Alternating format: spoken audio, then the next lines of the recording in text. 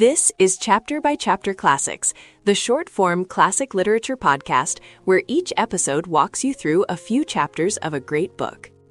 Previously in Wuthering Heights, Lockwood visited the strange household at the Heights, experienced a frightening night in Catherine's old room, and asked Nelly Dean to explain what he had seen.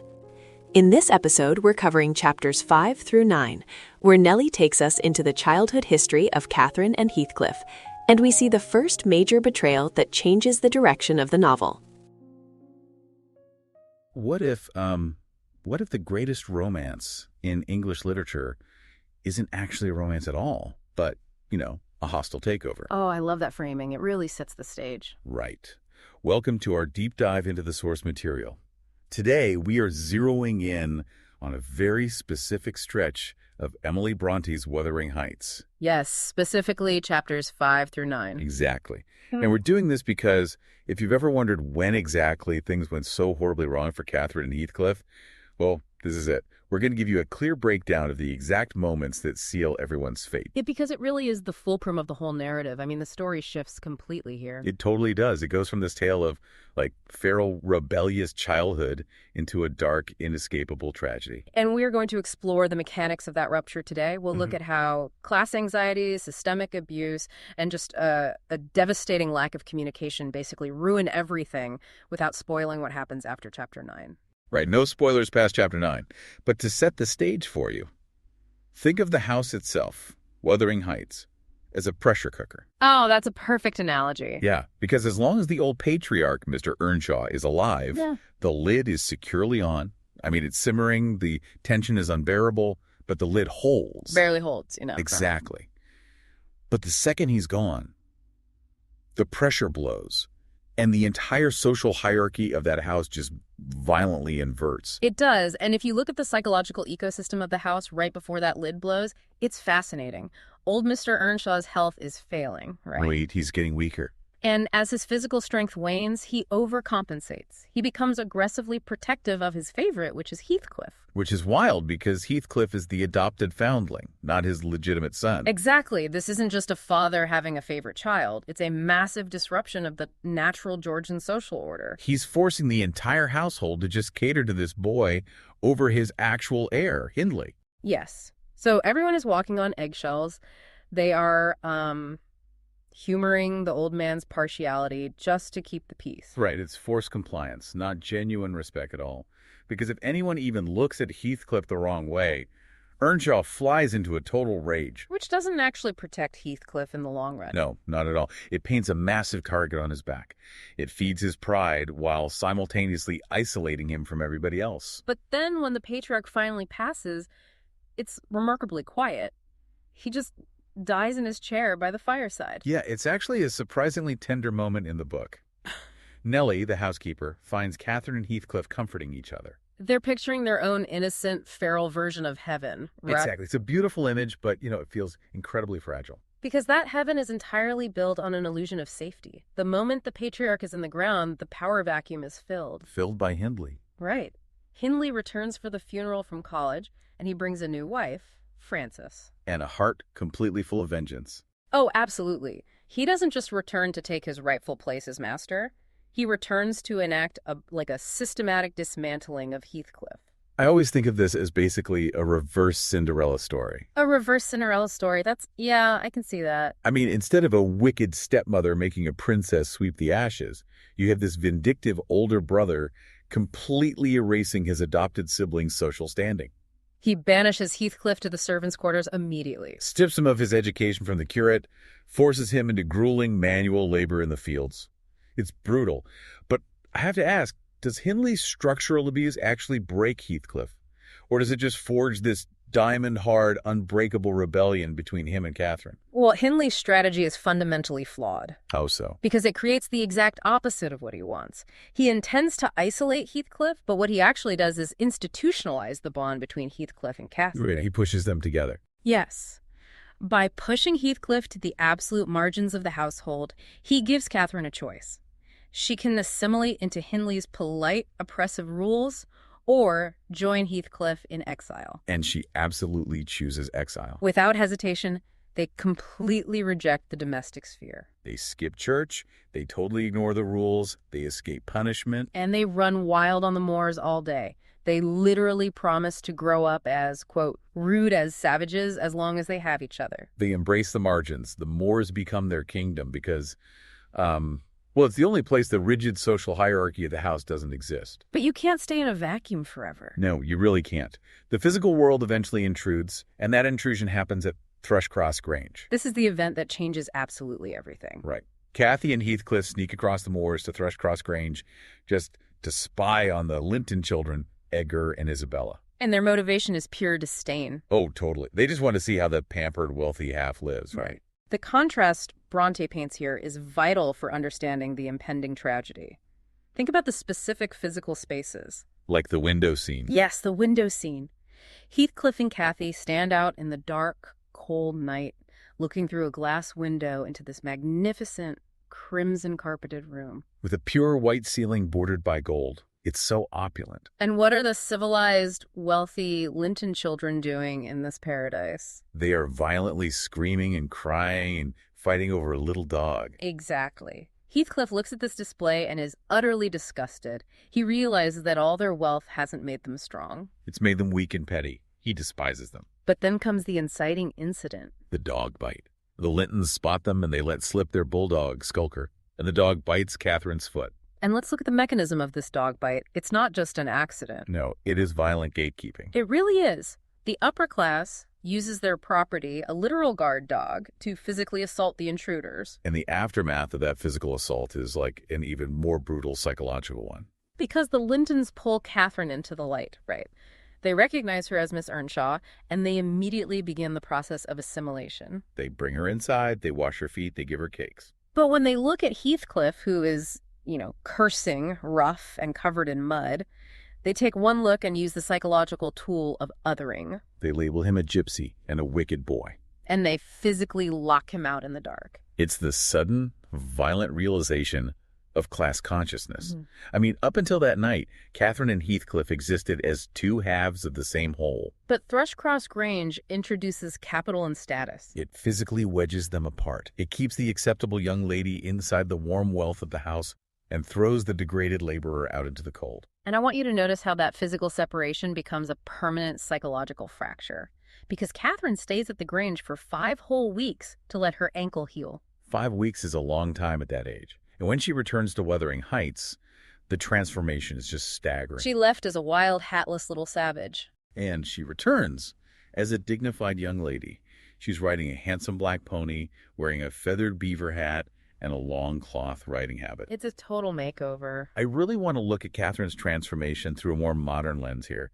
She is basically code switching, right? Oh, absolutely. That is a sharp way to frame it. She has realized that there is this vast world of power, comfort, and safety out there. And to survive and thrive in it, she has to speak the language of the wealthy. She has to adopt their dress, their manners, and their values. But the tragic collateral damage of her assimilation is Heathcliff. Because code switching requires abandoning your previous dialect, and Heathcliff is Catherine's previous dialect. Wow, yes. And he feels that collateral damage instantly. Think of the visual contrast Bronte sets up. Hindley deliberately forces Heathcliff forward to maximize his humiliation. Heathcliff hasn't washed, his hair is uncombed, his clothes are covered in mire. And Catherine flies to kiss him, but her new refinement makes her pull back. She literally laughs at him. She says he looks funny and grim, and compares his blackness to the fairness of Edgar and Isabella. You can just feel his pride shattering in that moment. He is deeply wounded. He recoils, declares he will be as dirty as he pleases, and storms out. It's heartbreaking. But wait, let me ask you about Heathcliff's reaction here. If he despises the Lintons' weakness as much as he claimed during the window scene, why does he care so much? That's the big question. Right. Why does he let Nelly, the housekeeper, try to help him and clean them up later? He tells Nelly he wishes he had light hair and fair skin like Edgar. And that he had a chance of being rich. Isn't that deeply hypocritical for someone who supposedly rejects polite society? It's less hypocrisy and more a tragic paradox. Heathcliff doesn't want to be Edgar Linton because he actually admires Edgar. Okay, so then what? He wants Edgar's traits because he recognizes them as the currency required to buy Catherine's love. Ah, he sees the game. He despises the system, But he desperately craves the capital the system provides because it's his only way back to her. So he tries. He really tries. Nelly tells him to smooth away his wrinkles and uncross his fiend eyes so he can look like a confident angel. He lets her wash his face and fix him up so he can stand tall when the Lintons come over for Christmas. But the architecture of Wuthering Heights simply will not allow it. The system is rigged against him. Completely rigged. The second he walks in, clean and attempting to play by the rules of society, Hindley violently pushes him down again. Hindley locks him in the garret, completely isolating him from the Christmas celebration. Which brings us to the moment systemic oppression breeds radicalization. Is this the moment Heathcliff officially gives up on being good? I think it is. While he's locked away, Nelly sneaks up to bring him food and asks what he's thinking about. And his response is chilling. He says he is trying to settle how he will pay Hindley back, and he doesn't care how long he waits. That isn't just an angry outburst. It's a formal vow of vengeance. Heathcliff realizes that playing by society's rules gets him nowhere because society has already predetermined his worth. From this moment, his soul just hardens into something terrifying. And that vow of revenge gets supercharged when the last ounce of stability leaves the house. Right, because we move the timeline forward a bit here. Hindley's wife, Frances, gives birth to their son, Hareton, but then she suddenly dies of consumption. And Hindley's reaction to this grief is absolute, terrifying lawlessness. He completely loses his mind. The total collapse of the patriarchal structure is embodied in Hindley's spiral. He doesn't just mourn, he becomes a monstrous, drunken tyrant cursing God and man.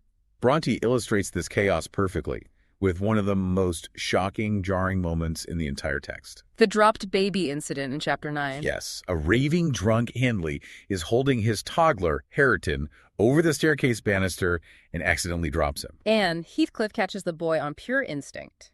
But it's his reaction that is so haunting to me. He isn't relieved he saved a child. No, not at all. He looks at Hindley, realizes what he just did, and is absolutely agonizing over the fact that if he had just let the boy fall, he would have had his ultimate revenge on Hindley right then and there. He is furious with himself for missing the chance to let Hindley's son die. It shows just how dark his internal landscape has become. It's incredibly bleak, and it perfectly highlights the impossible, chaotic environment Catherine is trying to navigate. Because she is 15 now, described as the queen of the countryside. But her psyche is completely fractured. She is living a double life. A very extreme double life. When Edgar Linton comes to visit, she is this charming, polite, elegant lady. But the moment Edgar leaves, or she's at home, she reverts to the wild, unruly, headstrong girl. She is playing two roles because she is torn between two entirely different concepts of reality. The contrast of her suitors is stark. On one side, you have Edgar Linton. He represents safety, wealth, and social acceptance. He is sweet, low-voiced, and gentle. And on the other side is Heathcliff, who represents her authentic self. But he has been so degraded by years of forced labor. He's slouching, ignorant, and intensely morose. Which leads us to the climax of this social and emotional pressure cooker. The most famous scene in the book, the kitchen confession. This is the point of no return. Catherine sits down in the kitchen with Nelly to confess that Edgar Linton has asked her to marry him, and she has accepted. But the setup, the spatial dynamics of this scene are what make it a masterpiece of tragic irony. Because Catherine thinks she and Nelly are alone. But Heathcliff is sitting out of sight, listening to the entire conversation. He is literally in the shadows, hearing his fate being decided. Catherine tries to justify her choice to Nelly, using superficial reasons. Edgar is handsome, he is rich, he will make her the greatest woman of the neighborhood. But Nelly presses her on the economics of this love. And Catherine finally admits her core fear. She says if Hindley hadn't brought Heathcliff so low, she would have even considered Edgar. And then she utters the fatal sentence. She tells Nelly that it would degrade her to marry Heathcliff now. That word.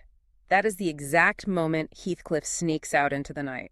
He hears the brutal rejection, the word degrade, and he quietly gets up and walks out. But because he leaves in that specific moment, he misses the explanation. He completely misses the breathtaking speech that frames Catherine's entire worldview. I get chills every time I revisit this text. Catherine explains that her love for Edgar is like the foliage in the woods time will change, like winter changes the trees.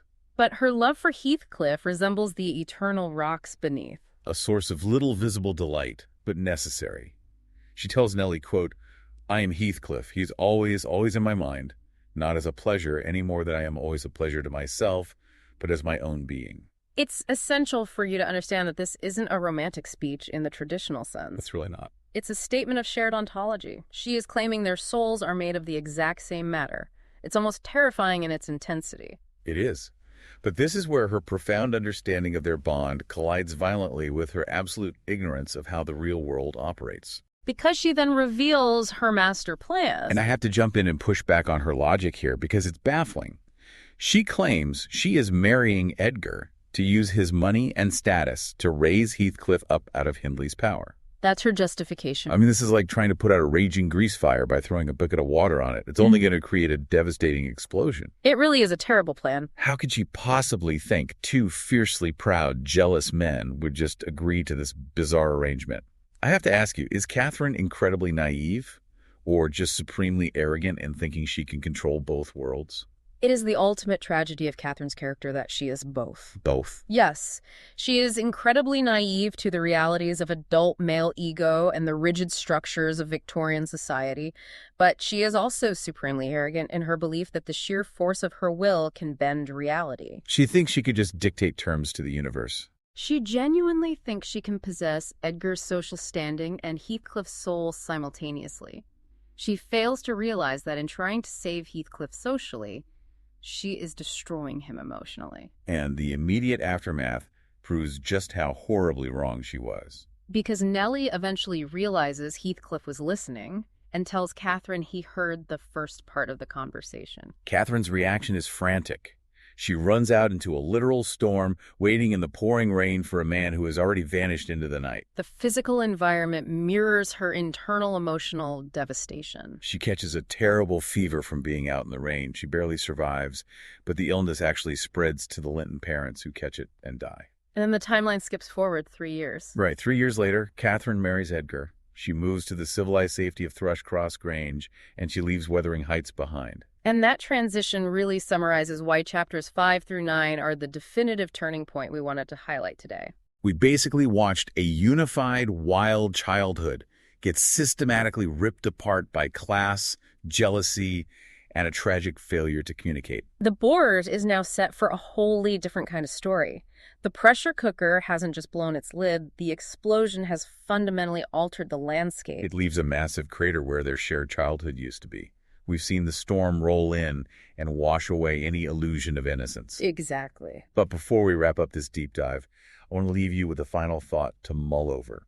It's a question of timing, really. Think about the mechanics of this tragedy. What if Heathcliff had stayed just 2 minutes longer? Right. If he hadn't walked out into the storm right at the word degrade. If he had stayed in the shadows to hear Catherine declare, "I am Heathcliff," would the story have ended in a triumphant romance? Or, and this is the darker possibility, was their bond so intense, so wild, and so fundamentally incompatible with the polite society of Thrushcross Grange that it was always destined to destroy everything it touched? Regardless of what words were spoken in that kitchen.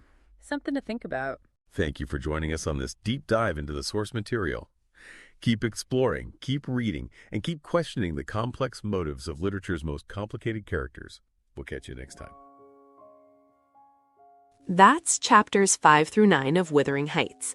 Catherine and Heathcliff growing up together, Hindley's cruelty pushing Heathcliff down, and Catherine's decision to marry Edgar creating a wound that sends Heathcliff away.